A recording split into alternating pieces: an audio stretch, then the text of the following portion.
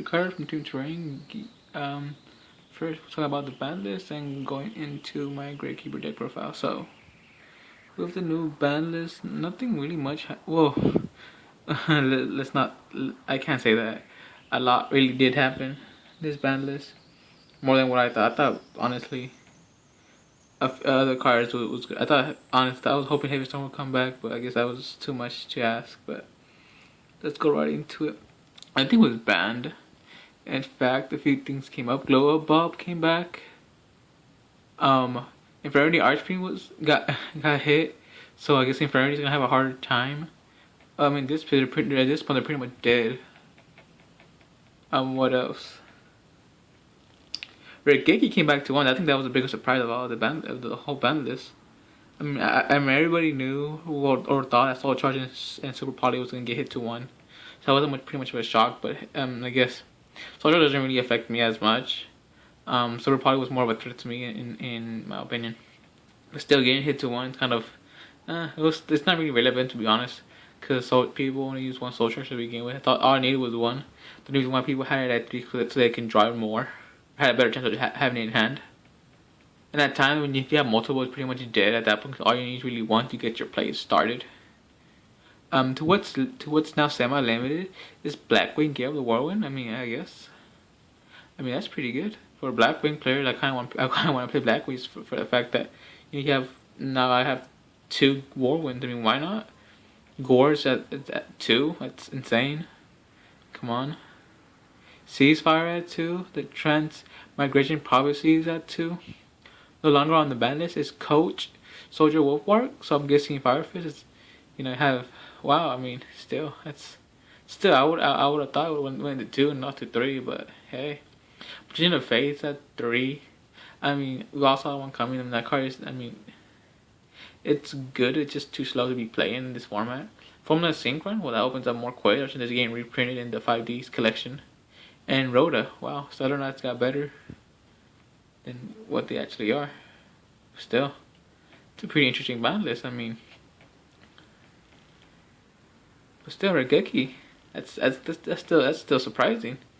Regeki being at 1, I'm kind of a little salty because I got rid of my Regeki like 3 months ago. Salt, but what can you do?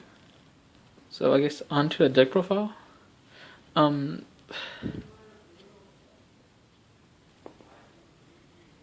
haven't really I haven't posted anything in the past month.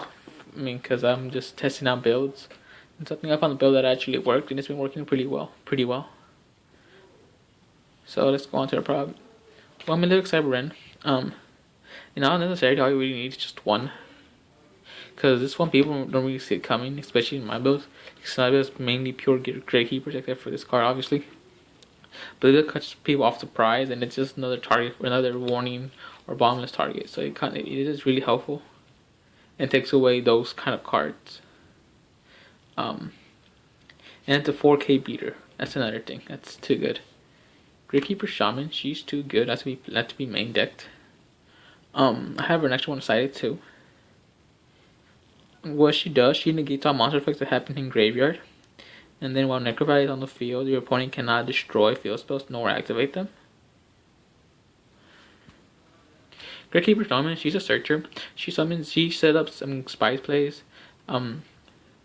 She's more stall than anything. I have her there because I have the extra room, and well, she's really helpful because people 2-minute spy, and either a nobleman cross out her and then it won't really hurt me. And they did attack into her, assuming that it is spy. Her effect happened and she sets a Gravekeeper. That's pretty amazing. Gravekeeper Cyber Deck works. It's super amazing. I've beaten Shadows and Burning Abyss and Starter Knights with this card alone because Starter Knights are back row heavy. You can't super poly this because it's unaffected by card effects, so it's amazing. It puts in so much work. Gravekeeper Assailant. This was really helpful back in 2010, 2011 when 6 Sams were tier 1, or 2009. I'm not sure. In any case, it's does the same thing against Medrash or Winda. My bad. And so it helps against that matchup, and it's really helpful with Dante. Puts back in attack mode, and this is overall a great card. to Descendant. Obvious reasons. He pops model with Gravekeepers. 3 recruiters. He's your searcher for a deck. You need him to get your play to search out your deck and thin out your deck even more. And then for the change, we have back to 3 common dots. There was times where I missed a 3rd common dot, and well, it puts in so much work. After playtesting it this past month, he tends out the deck more, and I get better draws with this card. And so it's really helpful, especially with 3 dualities. It puts me more in a better position to win and have better cards. Then 3 spy. This is your engine. If you don't have this, it's really hard to win. If they get rid of spy, it's pretty much a losing battle. For the 1, we play 1 MST. Reason why I play 1, most of 3 out of 4 times I don't even see MST in a game. So that's another reason why. In any case, MST is still a viable card, so that's why I decided to keep it. But I have the second one sided out. I mean, there's really nothing in the meta right now that's really fearful to me. I can get over a bunch of card with Gravekeeper Heretic alone. I mean, I needed more room for Gravekeeper's common dot. Kylie Coliseum, it's put in too much work. I was gonna take this out for a second finish, but this and Necro Valley is an amazing combo, and it's really something to be feared. Road Tribute, I kept it main deck because the fact that I have Shaman in main deck really puts me in a position where I can just Road Tribute and not worry about the doll monsters and burn the best game their effects off. So that's another reason why. And if the Fanny cast, it makes it easier to side out. Dark Hole and Book of Moon to reset your spy. 2 Gravekeeper Stealths, recycle. We still have the 3 dualities. Helps with searches. Then we have 3 Necro Valley, obvious reasons. Now to the traps, we're back to 3 Imperial Tombs on the Necro Valley. Reason why? Because this card is actually better suited for this format because of the field spell change, really. And well, it puts in so much work, honestly. This card is just too good, and I really do like it. At 3, it's really helpful. It protects Necro Valley, and at that end, it negates a lot of monster effects that happen in graveyard. 2 Dark Bribes. There are times where I don't have a Gravekeeper face up, so that's where the bribes come in. Essentially, my first thought was to have this for when people MST my Necro Valley and I don't have a Gravekeeper, or I don't want to waste tombs on it. I can just bribe the MST, and it's been working. But it helps out in other ways to stop off fusion and stuff like that. 2-dimensional prison, because Mirror Fort isn't really a big threat no more. I mean, you're better off using Dark Mirror Force, to be honest. Then we played 2 Fiendish Chain. So the decision was either having 3 tombs or 3 Fiendish, and I chose 3 tombs because I only used 2, and the 3rd one comes in a little too late.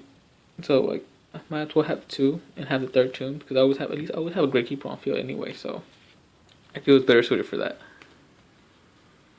Then we have the 1 Warning, the 1 Compulse, the 1 Bottomless, the 1 Trench Tribute. Now I was going to take this out for the 3rd Fiendish Chain, but after much playtesting, even with I don't really mind shit. I hate giving my opponent the pluses, but there are times where you kind of have to use Torrential, and it's faster than Dark Hole. And you hate to say, but Torrential does help out. Even though they get their effect, you survive for another turn, so you can make another play. For the extra deck, I sold my Alu card and Downer Magician because I needed to buy a book, and I didn't have enough money by selling those. I had enough to buy it, so I'm hoping to pick them up this weekend, I guess, at my locals. Crazy Box, Heartland Draco, Magic Key Beetle, Black Corn, Shy Drake is the replacement for Downer Magician. Extonite, Eros One Fardos. I'm getting a 101 tomorrow, so this is gonna get replaced. Gemini Pearl is for Alucard. Telson Roach, Gaga Cowboy, Acid Golem, Wind Up, and Levier, and then your final two Cyber Dragons. Your side deck, Gravekeeper Legendary. I still like this card, honestly. It's really helpful. The only time it's not good is when someone play these and kind of bounce it back to hand or deck or whatever. And aside from that, it's really helpful. I mean, you can summon this out with Gravekeeper's Nobleman, so it's still not a bonus.